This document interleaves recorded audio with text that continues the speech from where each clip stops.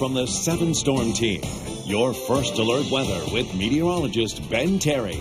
6:48 now, looking at the tropics. Let's get to the first 2 named storms that we have in the Atlantic at this point. We have Tropical Depression Fiona barely holding on to tropical depression status. Wind shear is taking its toll on this system. Of course, wind shear being that change in wind speed and direction with height. That is sort of the death sentence for tropical systems. And that's what we're seeing right now. The forecast track carries this on off to the west and then eventually dissipating here later this week with those winds really coming down with the remnants there of Fiona. Out further east, we've got now newly named Tropical Storm Gaston, and this one is going to be about 500 miles to the west of the Cape Verde Islands. This one has a better chance of strengthening, but will eventually get picked up by a trough and moved out over the open water of the Atlantic here, a weakness in the ridge rather. Looking at the latest now, winds of 50 miles per hour. It's 545 miles west of the southernmost tip of the Cape Verde Islands, moving to the west-northwest at 20.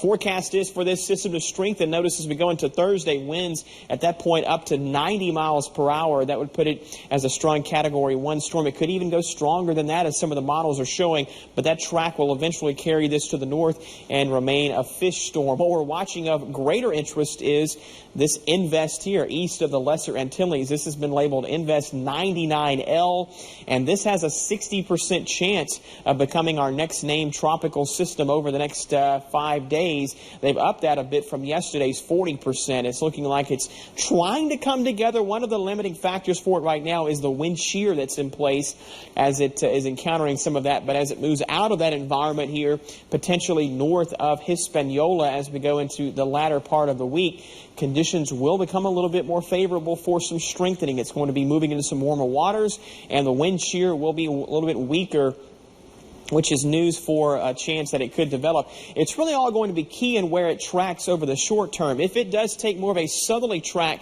and perhaps move over Hispaniola here, those mountains in the past, history has shown us that they sometimes can tear storms apart. We had Erica, if you remember last year, that pretty much she met the end here with the mountains over Hispaniola. With this system, though, if it does take that track a little bit north and stays out over the open water and arrives near the Bahamas by this weekend, that's where we will have to watch for some intensification. The other problem here is that we've got a ridge of high pressure that's going to block this next or new system from making that turn towards the north. So if this does have a chance of forming here, perhaps maybe over the weekend and strengthening over the Bahamas, the models have now sort of come into agreement. This may be more of a push toward the west, perhaps impacting Florida by early next week. Something we'll definitely have to be monitoring. This goes out to Tuesday. Notice how it does put it potentially here if it were to form in the eastern Gulf of Mexico next week. Not saying it will happen. We've still got several days to watch, but this one for sure